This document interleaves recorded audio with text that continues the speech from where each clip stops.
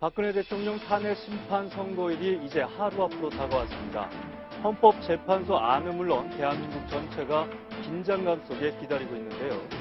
탄핵 심판 기각이냐 인용에 따라 조기 대선 등 정치권에 몰고 올 파장도 적지 않습니다. 오늘의 뉴스탑10 1위를 뽑았습니다. 탄핵 소추안은 가결되었음을 선포합니다. 국회에서 대통령 탄핵 소추안이 가결되었습니다. 저는 국회와 국민의 목소리를 엄중하게 받아들이고 있으며 지금의 혼란이 잘 마무리되기를 진심으로 바라고 있습니다.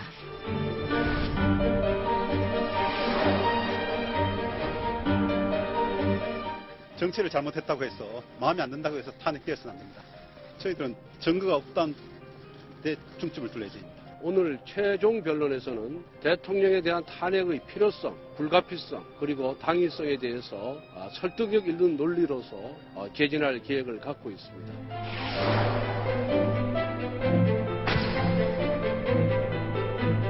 재판소장인 저희 임기는 1월 31일 만료하게 됩니다. 또 한 분의 재판관 역시 3월 13일 임기 만료를 목전에 두고 있습니다. 헌법재판소 구성에 더 이상 이 큰 문제가 발생하기 전에 늦어도 3월 13일까지는 이 사건의 최종 결정이 선고되어야 할 것입니다.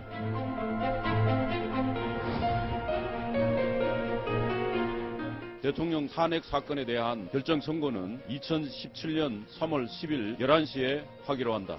선고에는 방송 생중계를 허용할 예정입니다. 이제 선고까지 하루만 남았습니다. 시간으로 따지면 17시간 정도 남은 셈인데요. 자, 92일간의 대장정 간략하게 설명을 다시 한번 해주시죠. 네, 지금 국회에서 박근혜 대통령의 탄핵 소추안이 가결된 것이 바로 지난해 12월 9일이었습니다. 그리고 헌재가 재판을 시작한 것 바로 2017년 1월 3일부터였습니다. 그리고 모두 총 17차례에 걸친 변론이 있었습니다. 이 과정에서 박한철 헌재 소장이 퇴임하는 일이 있었죠. 바로 1월 31일에 퇴임을 했는데 퇴임 직전에 박한철 소장 아까 보신 것처럼 3월 13일 이전에 결론이 나야 된다 이런 얘기를 했습니다. 이후로 박근혜 대통령 27일까지 박근혜 대통령 측과 이 국회 측의 최종 변론은 이루어졌고요. 최종 변론이 2월 27일에 있었고 바로 어제죠. 헌재가 선고일을 지정을 했습니다. 그 선고일은 바로 내일 오전 11시입니다. 그렇죠. 자, 내일 이 방청을 할 수 있는 인원이 24명이라고요. 근데 이 열기가 지금 뜨겁다고요? 네, 대심판정에 104명이 들어갈 수 있는데 이 가운데서 24석만이 일반에게 배정됩니다. 8일부터 온라인으로 접수를 할 수 있었고요. 오늘 오후 5시에 24명의 명단이 확정됐습니다. 그런데 지난달 27일에 최종 변론 당시 이 방청 안내글을 신청한 사람들이 조회한 사람들이 9천여 명 정도가 됐었는데 이번에는 4만 7천 번 이상이 조회돼서 매우 관심이 뜨거운 것으로 보이고 있습니다. 그렇군요. 5배 정도 많은 사람들이 그 안내글을 눌러봤다는 것은 그만큼 관심이 높아졌다는 거죠. 네, 맞습니다. 그리고 실제로 한 2만 명 정도가 신청한 것으로 파악이 되고 있고요. 이 사람들의 경쟁률, 그 24석을 놓고 벌이는 경쟁률이 800대 1 정도가 됩니다. 아, 그럼 몇 명이나 지금 신청을 한 건가요, 총? 신청이 한 2만 명 가까이. 2만 명. 2만 명 중에 24명이니까 800대 1의 경쟁률. 그렇군요. 내일 선고 시간이 그런데 11시예요. 이게 통상적으로는 10시에 선고를 해왔다고 하는데 뭐 이유가 따로 있습니까? 예, 주요 사건을 기억을 해보시면요. 2004년 노무현 대통령 탄핵 심판, 그리고 2014년에 있었던 통진단 해산 결정을 할 때는 모두 오전 10시에 선고를 했습니다. 36분, 25분 지나서 선고가 내려졌는데요. 이번에는 11시이기 때문에 앞선 두 번의 중요한 판단에 비하면은 1시간 정도 늦춰진 겁니다.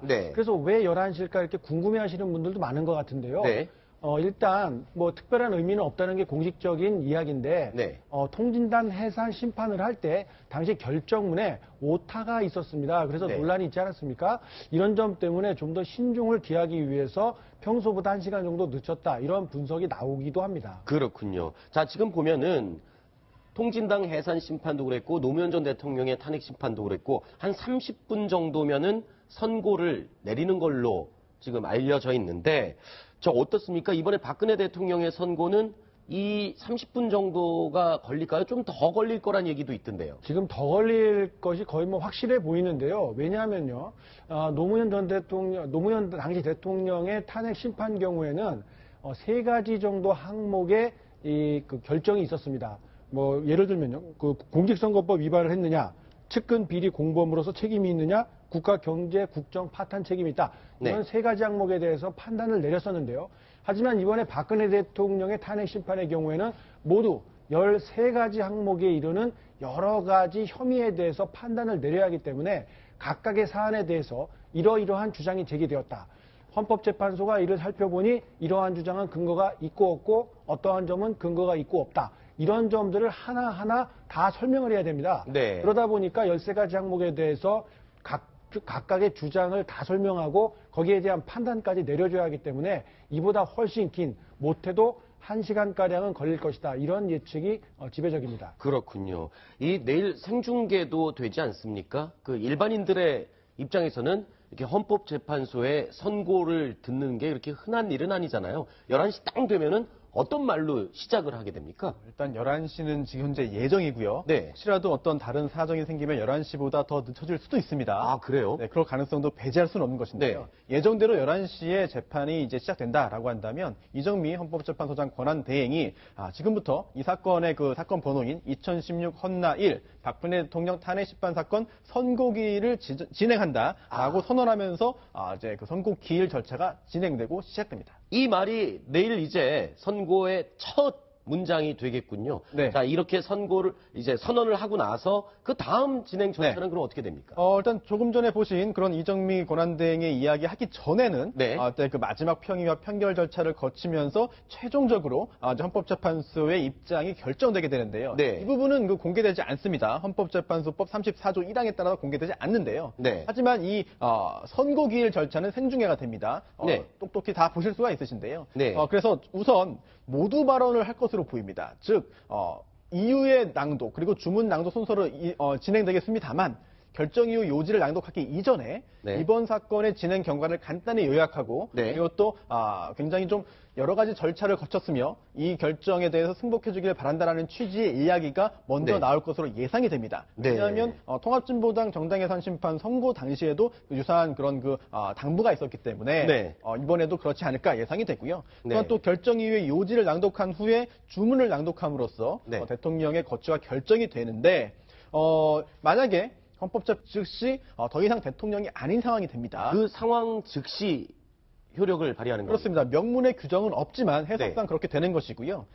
탄핵소추 의결 당시에 대통령의 권한 행사가 정지됐는데요. 그때는 규정이 명확하게 있었습니다. 즉 탄핵소추 의결서가 대통령 측에 송달된 때, 즉 대통령이 그걸 받았을 때부터 권한 행사가 정지됩니다만 이번에 탄핵 선고의 효력이 언제부터 발생하느냐는 명문의 규정이 없습니다. 따라서 반대 해석상 선고하는 즉시 그 효력이 미친다고 보는 것이 맞겠고요. 만약에 이 탄핵 청구가 기각된다라는 결정이 선고됐을 경우에는 더 이상 추가적인 조치 없이 대통령이 권한행사 정지 상태를 끝마치고 곧바로 원래대로 복귀해서 권한행사를 행사할 수 있는 상황으로 됩니다. 그렇군요. 자, 그런데 지금 이제 절차가 이제 내일 이런 식으로 진행이 될 텐데 그 노무현 전 대통령의 탄핵 심판 때는 재판관이 어떤 결정을 내렸는지가 공개가 안 됐었잖아요. 그런데 이번에는 다 공개가 된다면서요? 네, 그렇습니다. 당시에 어떤 재판관이 어떤 의견이었는지가 공개되지 않았고요. 또 그 후에 이야기가 흘러나왔습니다. 실제로 각하가 1명, 그리고 기각, 그리고 그 인용이 또 각각 5명, 3명 이렇게 있었다라는 이야기가 흘러나왔는데요.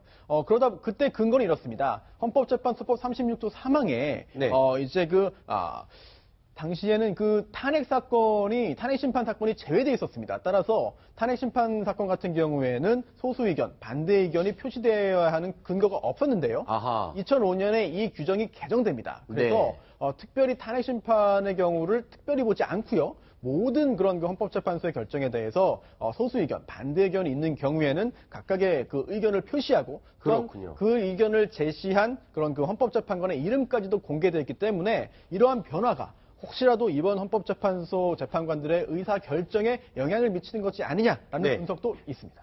그러니까 쉽게 말해서 8명 재판관들이 각각 어떤 결정을 내렸는지를 우리가 다 공개된 거를 알 수 있다는 소리인데 이렇게 되면 재판관 입장에서는 굉장히 부담스러울 것 같아요. 내가 어떤 결정을 했는지를 전 국민이 알게 되는 건데 그러면 굉장히 좀 불안할 수도 있겠어요. 그렇습니다. 그동안 여러 판결을 내려왔습니다만 이번처럼 여러 진영에서 각자의 주장과 합치가 되지 않으면 상대방을 굉장히 격렬한 용어로 비난하고 그랬죠. 실제 위력을 과시하는 그런 행태를 보이고 있기 때문에 그 어느 때보다도 헌법재판관 한 명 한 명이 이번 판결을 놓고 신변에도 불안을 느낄 수 있다. 이런 우려가 나오고 있습니다. 네. 실제로 박영수 특검 같은 경우에도 신변 보호를 요청해야 될 만큼 여러 진영의 자기 논리를 너무 강하게 주장을 하고 있기 때문에 네. 이 어수선한 전국 속에서 불상사가 일어나지 않을까 우려하는 목소리가 굉장히 크게 일어나고 있습니다. 네. 자, 박 대통령의 운명을 손에 쥐고 있는 8명의 재판관들, 과거에 어떤 결정을 했었는지도 간단하게 좀 정리를 해 주실까요? 이종 기자가? 네, 지금 화면에 보시면 8명의 재판관이 지금 나와 있는데요. 왼쪽에서 네 번째 김희수 재판관을 보면 통진당 해산 당시 반대를 했습니다. 네. 김희수 재판관 하면 민주통합당, 야당이 추천한 인사고요. 네. 전교조 법외 노조 근거법, 여기에서도 반대 의사를 피력했습니다. 네. 또 이제 보시면 또 간통죄, 여기에 관해서도 또 다른 의견들이 있는데 이정미 재판관, 이용훈 전 대법원장이 지명한 재판관인데요. 네. 합헌 판결이다 이렇게 얘기를 했고, 그다음에 안창호 대법관, 이분은 새누리당이 추천을 했는데 이분 네. 역시 합헌 판결을 내렸습니다. 그렇군요.